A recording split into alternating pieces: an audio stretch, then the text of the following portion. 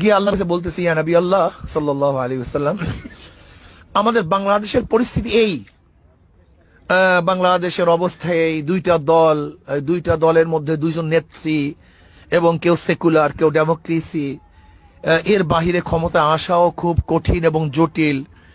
এখন আমাদের মধ্যে কিছু ইসলামিক দল আছে যারা তো ইসলাম নিয়ে ভাবে, আপনার কথা বলে, আপনার আদর্শের বাণী শুনায় সবাইকে, লেকিন এখনো ক্ষমতায় যাওয়ার উপযুক্ত হয় নাই। কিন্তু যারা সেকুলার আছে তারা তো ক্ষমতায় যাওয়ার উপযুক্ত, এবং যারা আমেরিকান পন্থী আছে ডেমোক্রেসি তারাও ক্ষমতা যাওয়ার উপযুক্ত, লেকিন দুজনের নেত্রী হলো মহিলা। ইয়া নবী আল্লাহ, এখন আমরা কি করব? শেখ হাসিনার পক্ষে যাব না খালেদা জিয়ার পক্ষে যাব? প্রশ্ন কার কাছে করছেন? ওলামায়ে কেরাম খুব ভালো মতো বুঝবেন, খুব ভালো মতো বোঝার চেষ্টা করবেন।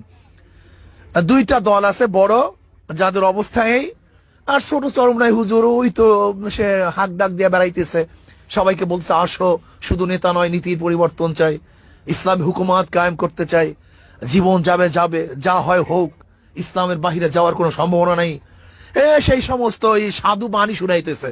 এখন ইয়া নবী আমরা কি করব? আমরা শেখ হাসিনার পক্ষে যাব না খালেদা জিয়ার পক্ষে যাব? আল্লাহ নবী বলতেন, যা তাহলে কি করবে, যেহেতু বড় দুইটা দল, তোরা সবাই শেখ হাসিনার পক্ষে যা।